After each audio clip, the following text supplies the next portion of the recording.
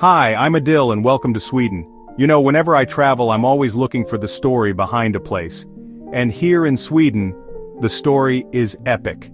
It's written in ancient stones on windswept cliffs, whispered in the halls of grand palaces, and hammered into shape in the depths of historic mines.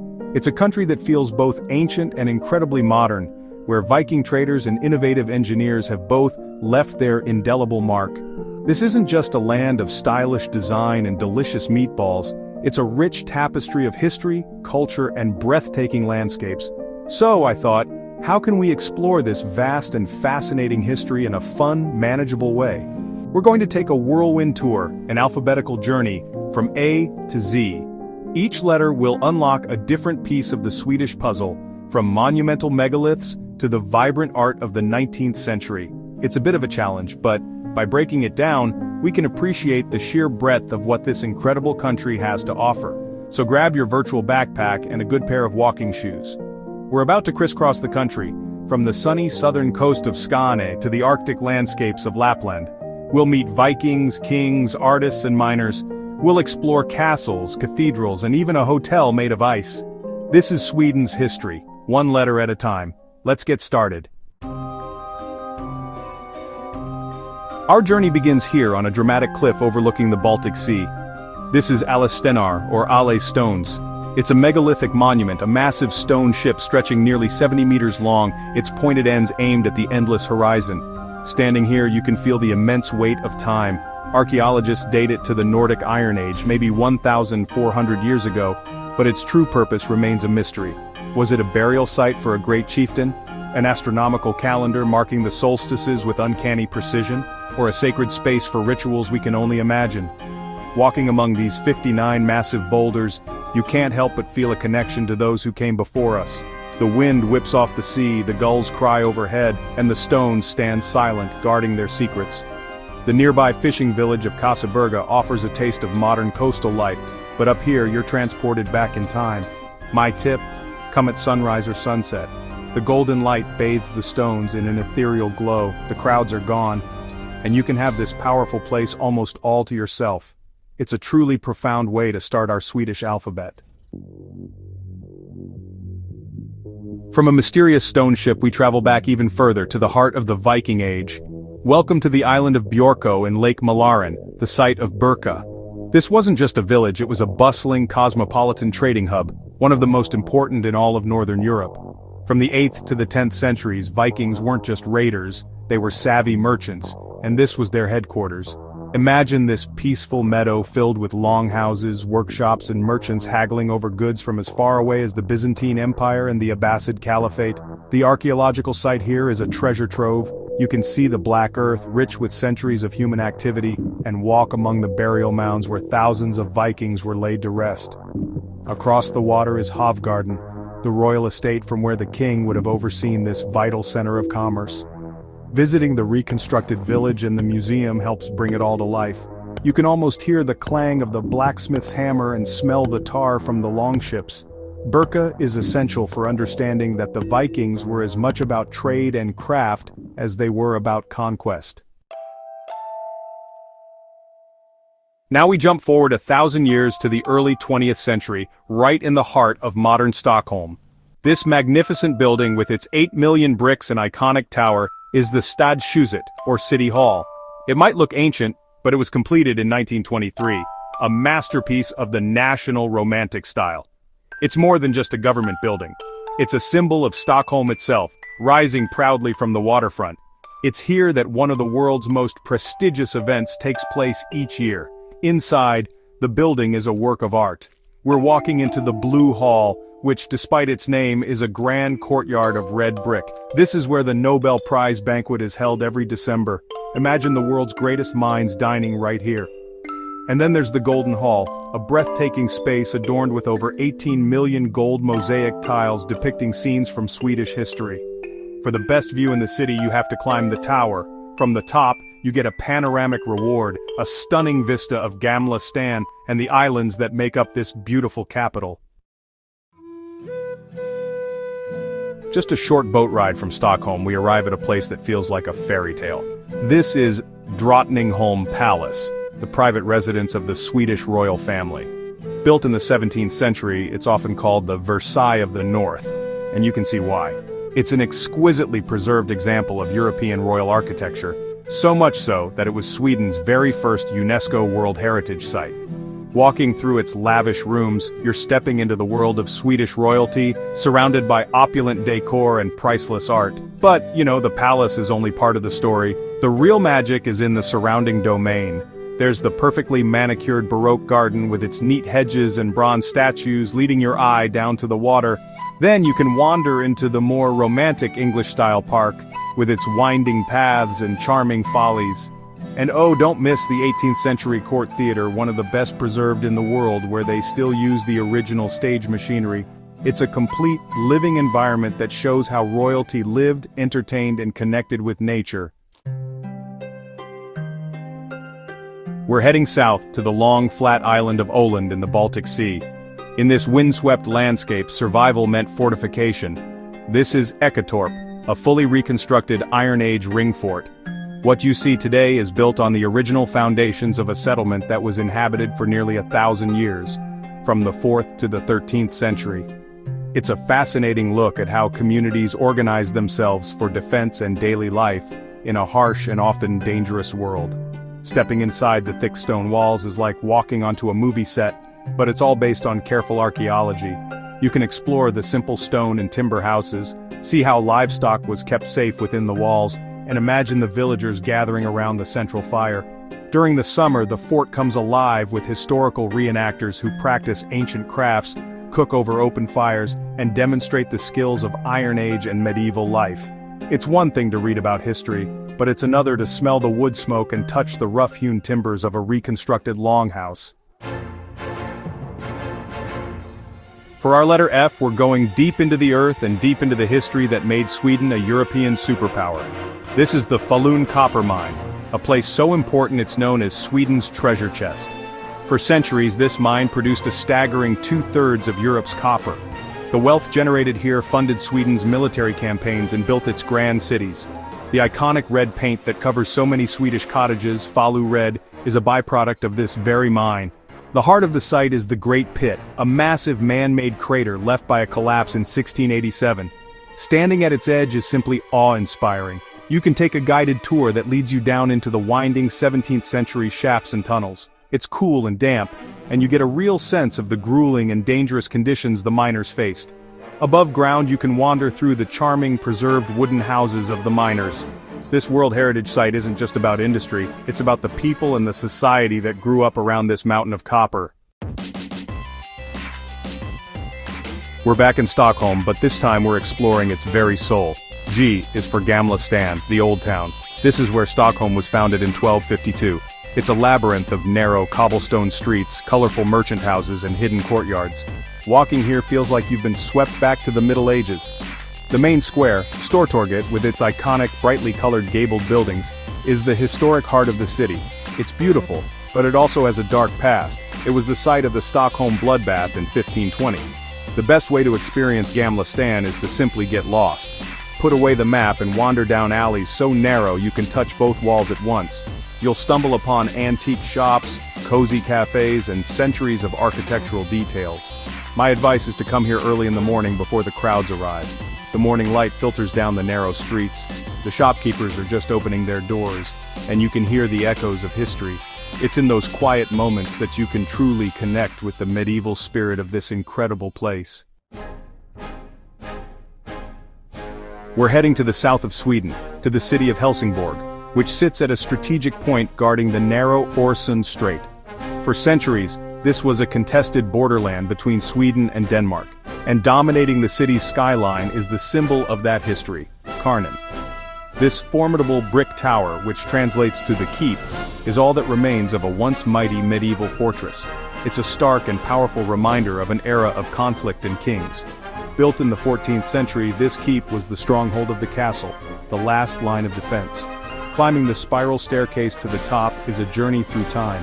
The thick walls and narrow arrow slits tell a story of defense and power. When you finally emerge onto the roof, you're rewarded with one of the best views in the region.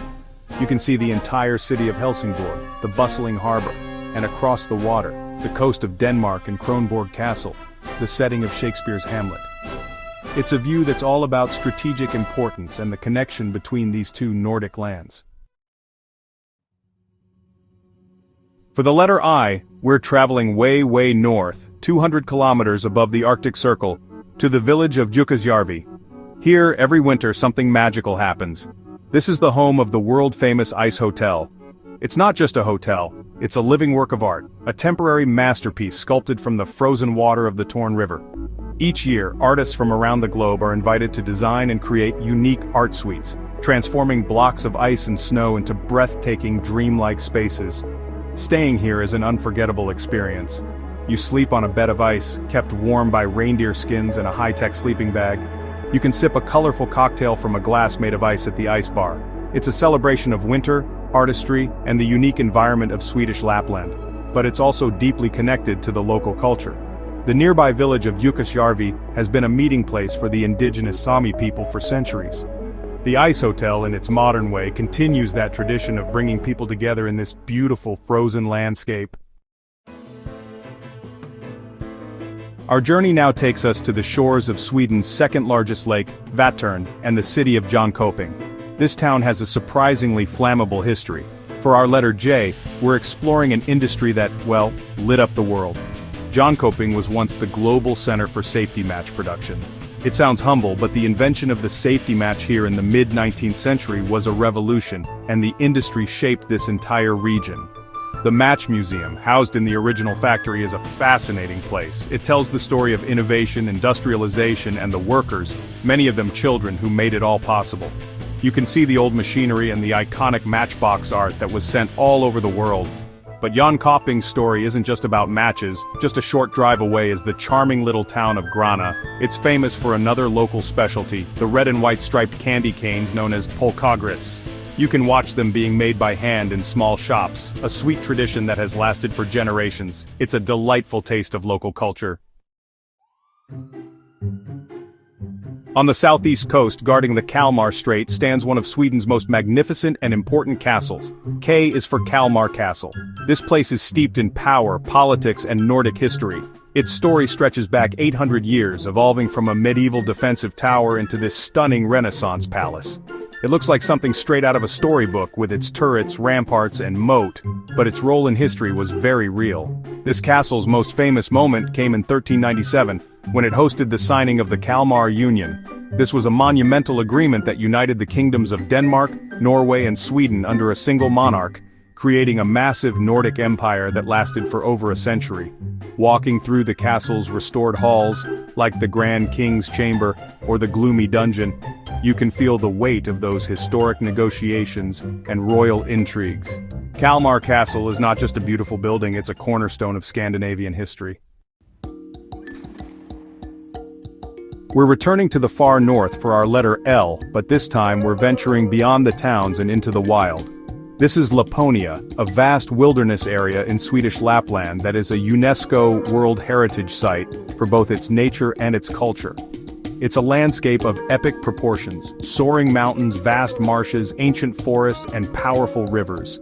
This is one of the last great wildernesses in Europe, a place that feels truly primordial. But this is not an empty wilderness. For thousands of years, this has been the homeland of the indigenous Sami people. Laponia is a cultural landscape shaped by the seasonal migrations of their reindeer herds. The Sami live with the land, not just on it, and their ancient traditions of reindeer herding continue to this day.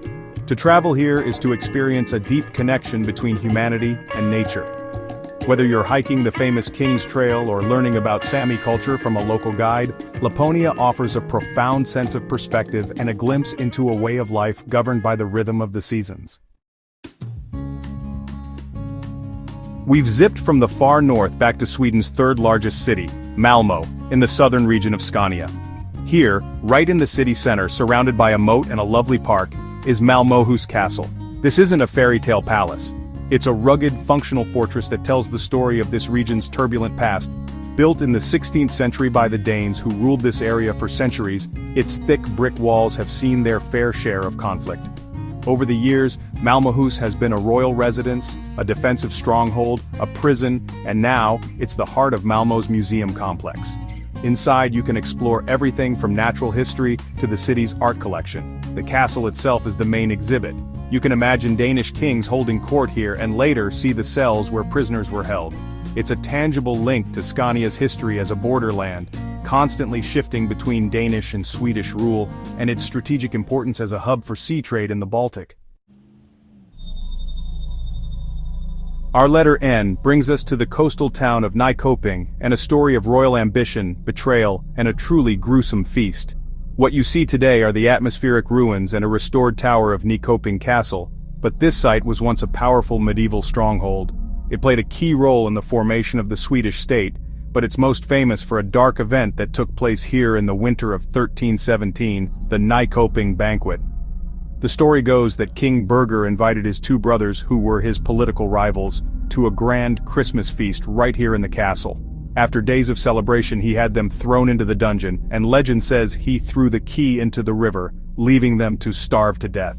It was a brutal act of political maneuvering that plunged the kingdom into civil war. Today you can visit the King's Tower Museum, which brings these dramatic stories to life. Standing here, among the ruins, you can almost hear the echoes of that infamous banquet. For the letter O, we're looking at a modern marvel of engineering that has reshaped a historic region.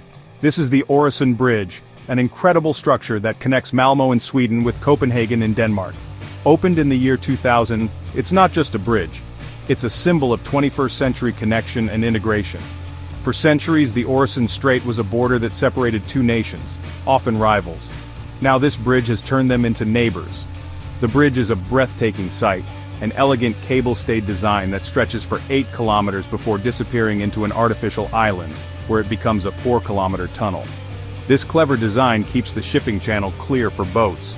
Driving or taking the train across is a fantastic experience as you seamlessly pass from one country to another in a matter of minutes. The bridge has created a dynamic cross-border metropolitan area, fostering cultural and economic exchange on a scale that was once unimaginable. It's a testament to how modern engineering can build bridges both literally and figuratively. We're heading into the forests of Småland to the small town of Vimmerby. This is the birthplace and childhood home of one of the world's most beloved authors, Astrid Lindgren. And our letter P stands for Pippi Longstocking, her most famous creation. Here in Vimmerby, you can step right into the pages of her books at Astrid Lindgren's World. Now, this isn't your typical theme park with high-tech rides. It's a place of imagination, storytelling, and play. You can walk through meticulous reconstructions of the settings from her stories. Pippi's chaotic Villa Villakula, the farm from the children of Noisy Village, and the forest where Ronja, the robber's daughter, lived. Actors bring the characters to life in charming interactive performances. Visiting the park and the nearby preserved farm of Nas where Astrid grew up gives you a wonderful feeling for the 19th and early 20th century rural Swedish life that inspired so many of her timeless tales. It's a celebration of childhood, freedom, and, the power of a good story. For the letter Q, we're taking a little creative liberty and exploring the historic quays of Gothenburg, Sweden's second city. Founded in the 17th century as a fortified trading port, Gothenburg's identity is inseparable from the water. Its network of canals designed by the Dutch and its bustling harbor tell the story of a city built on trade, from the East India Company in the 18th century to the industrial shipping of the 20th. Walking along the quays, you really feel that maritime heritage. From the waterfront, it's just a short walk to the charming Haga district. This was once a working-class suburb with a rough reputation, but today, it's one of the city's coziest and most picturesque neighborhoods. It's known for its beautifully preserved wooden houses called Landskövdingehus, and its cobblestone streets lined with independent shops and cafes. It's the perfect place to experience fika, the essential Swedish coffee break, perhaps with a hagabull, a cinnamon bun the size of your head. The quays and Haga together give you the perfect picture of Gothenburg's journey from a gritty port to a vibrant, welcoming city. Back in Stockholm, on the small island of Riddarholmen, sits a church that is a silent, solemn testament to Swedish royal history. This is Riddarholmen Church. With its distinctive cast-iron spire, it's one of the oldest buildings in the city, dating back to the late 13th century. It was originally part of a Franciscan monastery, but for centuries, Its primary role has been as the final resting place for Sweden's monarchs. Stepping inside is like entering a hall of kings. The church is no longer used for regular services, it is purely a burial and memorial church.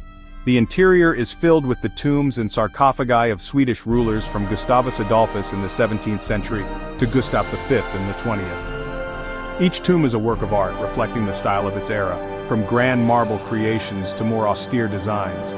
The walls are covered with the coats of arms of deceased knights of the Order of the Seraphim. It's a quiet, powerful place that offers a direct, tangible connection to the lineage of the Swedish monarchy. S is a big letter for Stockholm, giving us two incredible and very different World Heritage-worthy sites. First, we're visiting Skansen, the world's very first open-air museum. Founded in 1891, its purpose was to preserve a piece of pre-industrial Sweden before it disappeared forever. Historic farmsteads and buildings from all over the country were carefully dismantled and reassembled here on the island of Djurgården. It's like a miniature Sweden, showing how people lived, worked, and celebrated through the centuries. Just a short subway ride away is our second Skogskyrkogården, the Woodland Cemetery. This is not your typical cemetery. It's a breathtaking masterpiece of 20th century landscape architecture. Designed by Gunnar Asplund and Sigurd Lorentz, it masterfully blends nature and architecture to create a serene and contemplative space. The way the chapels, the giant granite cross, and the winding paths are integrated into the pine forest is profoundly moving. It's a place that contemplates life, death, and nature on a grand yet deeply personal scale. We're heading to the west coast, to the region of Bohuslän, for our letter T. Here, scattered across the smooth granite slabs of the landscape, is an open-air art gallery that's over 3,000 years old. These are the rock carvings at Tanum, a UNESCO World Heritage Site.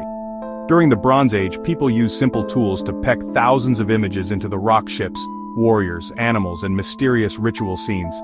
The Vittlika Museum is the perfect starting point, but the real thrill is walking the trails and discovering the carvings for yourself. The images are often painted with red ochre to make them visible, which is how archaeologists believe they were originally presented. You'll see long ships with dozens of paddlers, a clue to the importance of sea travel. You'll see hunters with bows and farmers with plows, and you'll see figures in poses that suggest worship or ceremony, including the famous bridal couple. It's a direct message from the Bronze Age, a fascinating window into the beliefs and daily life of people who lived here millennia ago. Our letter U takes us to a city that is the historical, religious, and intellectual heart of Sweden, Uppsala. Dominating the skyline is the magnificent Uppsala Cathedral. At 118 meters high, it's the tallest cathedral in Scandinavia. This French Gothic masterpiece has been the scene of royal coronations and is the burial place of famous Swedes like the botanist Carl Linnaeus and King Gustav Vasa, the father of modern Sweden. It's a breathtaking monument to faith and national pride. But just a few kilometers away lies a place even older and more mysterious, Gamla Uppsala, or Old Uppsala. This was the political and religious center for the Svear, the tribe that gave Sweden its name. The most striking feature is the three massive royal mounds, burial mounds from the 6th century believed to hold the remains of pre-Viking kings. This was a major pagan religious site, and standing here you can imagine the great feasts and sacrifices that took place. The transition from the pagan mounds of Gamla Uppsala to the Christian cathedral in the new town perfectly illustrates Sweden's journey into the Middle Ages. For V, we're visiting what is, without a doubt, one of the world's most incredible museum experiences. This is the Vasa Museum in Stockholm, and its star attraction is not a painting or a sculpture, but an entire 17th century warship. The Vasa was the pride of the Swedish fleet, a massive, powerful, and richly decorated ship. On its maiden voyage in 1628, in front of huge crowds, it sailed less than a mile, caught a gust of wind, capsized, and sank right here in Stockholm harbor. It was a national disaster, but a modern miracle. The ship lay preserved in the cold, brackish water of the Baltic for 333 years until it was salvaged in 1961. What you see today is the original ship, over 98% intact. The scale of it is staggering. The detail of the hundreds of carved sculptures is just breathtaking. Walking around the multi-level museum built around the ship, you get a perfectly preserved time capsule of 17th century life. From the cannons and rigging to the personal belongings of the crew, it is an absolutely unforgettable sight. Our alphabet adventure brings us to the city of Orebro, right by Lake Yalmarin, and here, next to the Spartan River, you'll find a super cute spot called Wadcoping. Now it's kind of like Skansen, which we talked about earlier because it's an open-air museum, but Wadcoping has its own special thing it focuses on. It's all about showing you what a small Swedish town looked like, with old wooden houses and workshops from the 1600s, 1700s, and 1800s. These buildings were actually moved here from the middle of Orebro to save them from being torn down. Walking around Wadcoping on its old stone streets feels like you've just stepped into a fairy tale. You can peek inside a bakery, see a shoemaker's shop, and even visit the home of a rich merchant. There's even the house where the famous writer Hjalmar Bergman grew up. He's the one who gave this pretend town its name in one of his books. The museum is full of life, with people making things, little shops to explore, and a cozy cafe. It really feels like a real old-time community. It's a fantastic, up-close look at what regular town life was like many, many years ago. It's a nice change from the big royal palaces and army places we've seen. For the trickiest letter X, we're using a little creative license and heading back to the Arctic to explore Kiruna. This city is one of the most fascinating and unusual places in Sweden. It was founded around 1900 for one reason: to service the massive iron ore mine, the largest in the world. The entire city owes its existence to the mountain of iron beneath it. But that very mountain is now threatening the city's existence. Decades of mining deep underground have caused the ground to become unstable, and the city is literally sinking. So, in one of the most ambitious urban transformation projects ever, the entire city of Kiruna is being moved piece by piece 3 kilometers to the east. Historic buildings like the beautiful wooden church are being carefully relocated, while a whole new city center is being built. To visit Kiruna now is to witness history in the making. It's a living illustration of the complex relationship between industry, community, and the environment. Our penultimate stop takes us to the charming seaside town of Ystad, on the southern coast of Skåne. For many modern visitors, this town is famous as the home of Henning Mankell's brooding detective, Kurt Wallander. But Ystad's history goes back much further. It's one of Sweden's best-preserved medieval towns, a place where you can really feel the atmosphere of the Hanseatic trading era. The town is a delightful collection of half-timbered houses, cobblestone streets, and lovely squares. One of the most important historical sites here is the Greyfriars Abbey, or Gräbrodrakklostret. Founded by Franciscans in the 13th century, it's one of the best-preserved medieval monasteries in all of Sweden. After the Reformation, it was used for all sorts of things, including a hospital and a distillery, but now it houses the city museum. Walking through its peaceful cloisters and gardens, you get a real sense of the monastic life that was once so important to European towns. Ystad is a perfect example of how a town can embrace its modern fame while preserving its deep historical roots. We've reached the end of our alphabet, and for Z, we're traveling to the heart of Sweden, to the town of Mora on the shores of Lake Siljan. This is Dalarna County, a region famous for its folk traditions and deep red cottages. And it was the home of one of Sweden's most celebrated artists, Anders Zorn. The Zorn Museum and his adjacent home, Zorn Garden, offer a fantastic look into the life and work of this master painter who achieved international fame at the turn of the 20th century. Zorn was known for his vibrant portraits, his lively genre scenes, and his masterful depictions of water and the nude female form. The museum holds the world's largest collection of his work, showing his incredible skill as a painter, sculptor, and etcher. But the real treat is visiting his home, Zorn Garden.